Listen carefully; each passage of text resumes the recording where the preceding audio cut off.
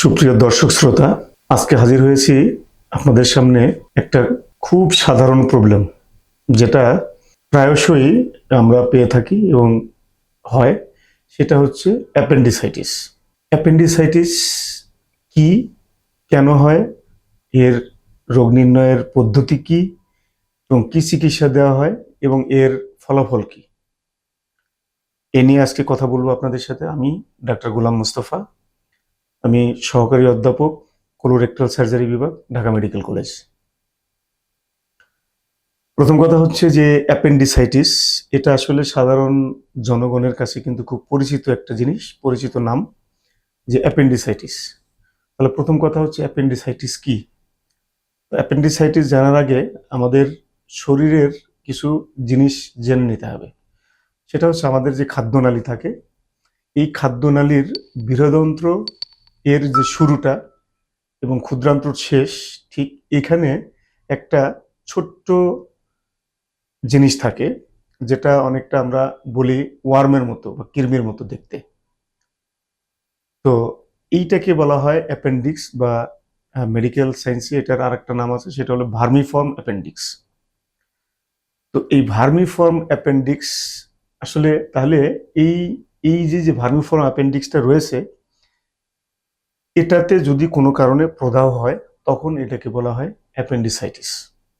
অর্থাৎ কিছু কিছু কারণ রয়েছে যে কারণে এটার মধ্যে প্রদাহ হয়। যেমন ধরুন, এর যে ছিদ্র রয়েছে, লুমেন রয়েছে, লুমেন যদি কোনোভাবে কোনো কিছু দিয়ে, বিশেষত শক্ত মল দিয়ে যদি আটকে যায়, এটাকে বলি আমরা ফিকোলিথ, বা ফিকোলিথ দিয়ে যদি অবস্ট্রাকশন হয়। কোনো কারণে যদি এই ভার্মিফর অ্যাপেন্ডিক্সের যে ফলিকলগুলো রয়েছে, সেখানে যদি কোনো ব্যাকটেরিয়াল ইনফেকশন হয়, কোনো কারণে এই ভার্মিফর্ম অ্যাপেন্ডিক্সের যে রক্ত সাপ্লাই আছে, সেখানে যদি কোনো কারণে রক্ত সাপ্লাইটা বন্ধ হয়ে যায়, অর্থাৎ ইস্কেমিয়া হয়, এইসব কারণে এই অ্যাপেন্ডিসাইটিস হয়ে থাকে। তো এখন কথা হচ্ছে যে এই অ্যাপেন্ডিসাইটিস যদি হয়, এর মতো আর কি কোনো রোগ আছে যে এরকম একই রকম রোগ হয়? আমি বলবো অবশ্যই আছে। তার মানে হলো অ্যাপেন্ডিসাইটিসে যে সকল সিমটমস বা উপসর্গ দেখা দেয়, ঠিক এরকম কিছু উপসর্গ দেখা দেওয়ার মতো, একই রকম উপসর্গ দেখা দেয় এরকম আরো কিছু রোগ রয়েছে। এখন কথা হচ্ছে আমাদের পেটের কোন দিকে এই অ্যাপেন্ডিক্সটা থাকে। এই পেট এটা থাকে সাধারণত না, এটা আসলে থাকে হচ্ছে আমাদের পেটের নিচের দিকে এবং ডান দিকে। অর্থাৎ এটাকে মেডিকেল ভাষায় বলা হয় যে রাইট আইলিয়াক ফোসা, বা আপনার পেটের নিচের দিকে এবং ডান দিকে। তো এইরকম ক্ষেত্রে তাহলে আমাদের কি উপসর্গ নিয়ে আসবে? এরকম ক্ষেত্রে যে উপসর্গ হয়, ক্লাসিক্যালি যে উপসর্গটা আসে, সেটা হচ্ছে প্রথমত পেটে ব্যথা শুরু হয়, এবং এই পেটে ব্যথাটা শুরু হয় হচ্ছে নাভির চারদিকে। নাভির চারদিকের এই ব্যথাটা একটা সময়ে দেখা যায় যে আমাদের ওই পেটের নিচের দিকে এবং ডান দিকে গিয়ে জমা হয়। অর্থাৎ যে ব্যথাটা শুরু হয় নাভির চারদিকে, এবং এই ব্যথাটা সাধারণত কিরকম হয়, কলিকি বলি আমরা। এটার মানে হলো যে প্রথমে ব্যথাটা একটু একটু করে শুরু হয়, আস্তে আস্তে বাড়তে থাকে, এবং কয়েক মিনিট থেকে কয়েক ঘন্টা থেকে আবার এটা আস্তে আস্তে কমা শুরু করে, কমে যায়, আবার শুরু হয়। এটাকে বলা হয় কলিকি অ্যাবডোমিনাল পেইন। এই পেইনটা বা এই ব্যথাটা একটা সময় এই নাভির গোড়ে আর থাকে না, না থেকে চলে যায় হচ্ছে রাইট আইলিয়াক ফোসা বা পেটের নিচের দিকে এবং ডান দিকে।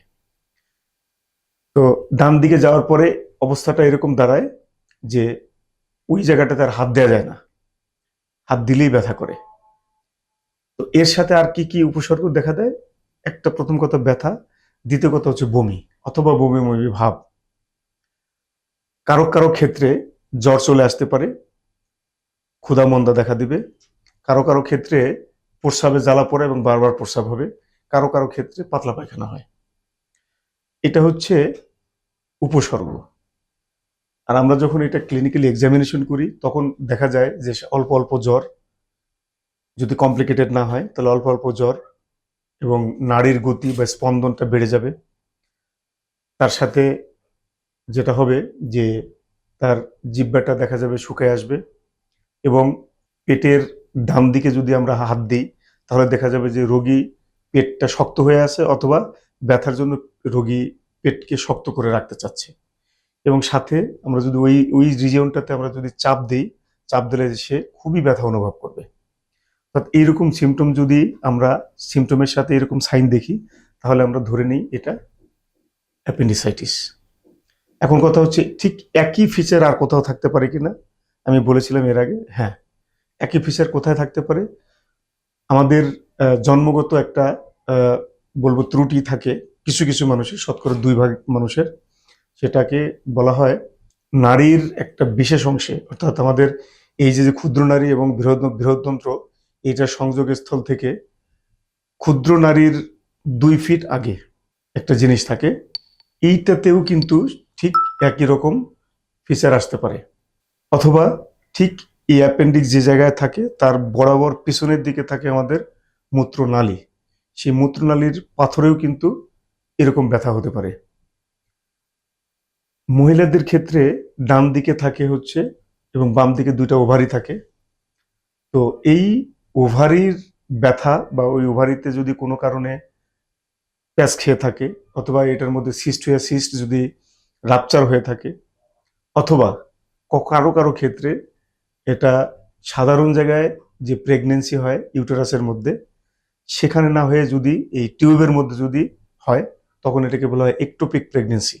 সেই একটোপিক প্রেগনেন্সি হলেও কিন্তু এরকম ব্যথা হতে পারে, বিশেষত রাপচার হলে বা ফেটে গেলে। সুতরাং এই যে আমরা কয়েকটা জিনিস বললাম, যে জন্মগত একটা ত্রুটি যেটা 2 ফিট আগে থাকে, সেটাকে বলা হয় মেকেলস ডাইভার্টিকুলাম। তখন ওইটাকে প্রদাহ হলে ওটাকে বলা মেকেলস ডাইভার্টিকুলাইটিস। তাহলে আমরা জানলাম যে এই অ্যাপেন্ডিসাইটিসের যদি যে সিমটমগুলো বা যে উপসর্গ অথবা যে সাইনগুলো আমরা পেয়ে থাকি, ঠিক একই রকম ফিচার নিয়ে আসতে পারে।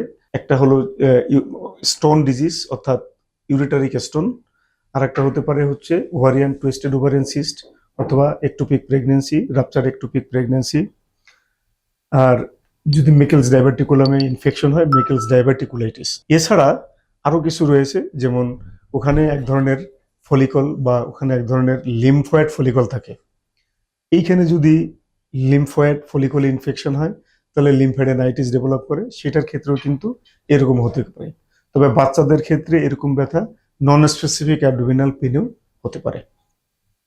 তাহলে আমরা জানলাম যে অ্যাপেন্ডিসাইটিসের মতো একই রকম ফিচার নিয়ে আসে আরো কিছু রোগ, যার ফলে অ্যাপেন্ডিসাইটিস যখন হয় তখন কিন্তু এটাকে পরীক্ষা নিরীক্ষা করে কনফার্ম করে না ইউজুয়ালি, এটাকে সাধারণত অন্য কিছু যে নাই সেইটাকে দেখে নেওয়া হয়। অর্থাৎ অ্যাপেন্ডিসাইটিস হচ্ছে আমরা ক্লিনিক্যালি রোগীকে দেখেই বুঝতে পারি, তবে কিছু পরীক্ষা নিরীক্ষা করা হয় যে এটা অ্যাপেন্ডিসাইটিস নাকি অন্য কিছু। সেই অন্য কিছু দেখার জন্য, অন্য কিছু যদি না থাকে তাহলে এটাকে ধরে নেওয়া হয় এটা অ্যাপেন্ডিসাইটিস। অনেক ক্ষেত্রে, কিছু কিছু ক্ষেত্রে, খুব রেয়ারলি অ্যাপেন্ডিসাইটিসের পরিবর্তে দেখা যায় যে ওখানে ইসকেমিক গ্যাংগ্রিন হয়ে আছে, অর্থাৎ পেটের নাড়ি পচে গেছে, কোনো কারণে রক্ত সাপ্লাই বন্ধ হয়ে গেছে, বন্ধ হয়ে সেখানে পচে গেছে। এটার ফিচারও কিন্তু ঠিক একই রকম হবে। তো সবচেয়ে খারাপ যেটা, সেটা হচ্ছে এই অ্যাপেন্ডিসাইটিস কখনো কখনো, বিশেষত বয়স্ক মানুষের ক্ষেত্রে 50 বছরের বেশি যদি এরকম সিমটম আসে, তখন কিন্তু আমরা প্রথমে অ্যাপেন্ডিসাইটিস চিন্তা করি না। কারণ হলো সেখানে কিন্তু সিকাল ক্যান্সার, অর্থাৎ ক্যান্সারের ক্ষেত্রেও কিন্তু এরকম সিমটম বা উপসর্গ নিয়ে আসতে পারে। সুতরাং বয়স্ক মানুষের ক্ষেত্রে যদি অ্যাপেন্ডিসাইটিসের ব্যথা হয় তাহলে শুধু অ্যাপেন্ডিসাইটিসের চিন্তা করা যাবে না, এর সাথে ক্যান্সার বা বৃহদন্ত্রের ক্যান্সার বা সিকাল ক্যান্সার হিসেবে আমরা মাথায় রাখতে হয়। সুতরাং এরকম একটা সিচুয়েশনে আমরা আর কি পরীক্ষা করব? মেনলি আমাদের করা হয় রক্ত পরীক্ষা, আলট্রাসোনোগ্রাম করা হয়। আর যদি অ্যাপেন্ডিসাইটিস কিনা অন্য কিছু এটাকে একদম কনফার্ম করতে হয়, তাহলে সেক্ষেত্রে কিন্তু সিটি স্ক্যান একটা খুবই গুরুত্বপূর্ণ পরীক্ষা। তো সাধারণত অ্যাপেন্ডিসাইটিসের ক্ষেত্রে সিটি স্ক্যান আমরা ইউজুয়ালি করি না, একান্তই যদি কোনো ডায়াগনস্টিক ডাইলেমা না থাকে। তো এটা করার পরে যখন এরকম অ্যাপেন্ডিসাইটিস আমরা ধারণা করি, তখন মূলত আমরা রোগীদেরকে বলি যে এটা অপারেশন লাগবে। অ্যাপেন্ডিসাইটিসের যদি চিকিৎসার কথা আমাদেরকে জিজ্ঞাসা করা হয়, তাহলে প্রথম কথা হচ্ছে এটার চিকিৎসা হচ্ছে অপারেশন। তবে কিছু কিছু স্টাডি বলে যে অনেক সময় ওষুধ দিয়ে ভালো হয়, এবং পরবর্তীতে যদি ইনফেকশন হয় আবার, তাহলে সেক্ষেত্রে অপারেশন করে দিতে হয়। তবে আমি বলবো যে সেই ক্ষেত্রে, কারণ চিকিৎসা দিলাম বা ওষুধ দিলাম, যদি ভালো না হয়, তাহলে যদি এটা কমপ্লিকেশন বা খারাপের দিকে যায়, যেমন ধরুন এটা ফেটে গেল, তাহলে কিন্তু পেট বড় করে কেটে অর্থাৎ ল্যাপারোটমি করে সেই অপারেশনটা সারতে হয়। তখন আসলে জীবন ঝুঁকিও বেড়ে যায় এবং পরবর্তী কমপ্লিকেশন অনেক বেশি থাকে। সুতরাং অ্যাপেন্ডিসাইটিস যদি ডায়াগনোসিস হয়, তাহলে সেক্ষেত্রে বেটার হচ্ছে অ্যাপেন্ডিসেক্টমি করে নেওয়া। এখন অ্যাপেন্ডিসেক্টমি করার কিছু পদ্ধতি আছে, যেটা কেটে করা যায়, আর আরেকটা হলো মেশিনের সাহায্যে অর্থাৎ ল্যাপারোস্কোপিক্যালি করা যায়। সবচেয়ে ভালো পদ্ধতি হচ্ছে ল্যাপারোস্কোপিক্যালি করা। এই ল্যাপারোস্কোপিক্যালি করলে যেটা হয় যে পরবর্তী অপারেশন পরবর্তী জটিলতা খুবই কম হয়, ইনফেকশনের চান্স কমে যায় এবং রোগীর ব্যথা কমে যায়। রোগী একদিন বা 2 দিন পরেই খাবার দাবার খেতে পারে এবং আহ, কাজেও চলে যেতে পারে। কেটে করার চেয়ে এটাতে অনেক অনেক সুবিধা। সো এটা হরহামেশাই আমাদের দেশে হচ্ছে। এটা খুবই সাধারণ একটা প্রসিডিউর, বা ল্যাপারোস্কোপিক অ্যাপেন্ডিসেক্টমি খুবই সহজ একটা জিনিস। সুতরাং এই ধরনের যদি কোনো সমস্যা কারো হয়, তাহলে সেক্ষেত্রে আমি রিকোয়েস্ট করব যে যেখানে সেখানে না গিয়ে একজন শল্য চিকিৎসকের শরণাপন্ন হন, সার্জারি করে নিন, বিশেষত ল্যাপারোস্কোপিক সার্জারি বা ল্যাপারোস্কোপিক অ্যাপেন্ডিসেক্টমি। এটাই সবচেয়ে ভালো এবং এটাই আপনাদের জন্য আমার উপদেশ। তো সবাই ভালো থাকবেন, সুস্থ থাকবেন, শুভকামনা রইল।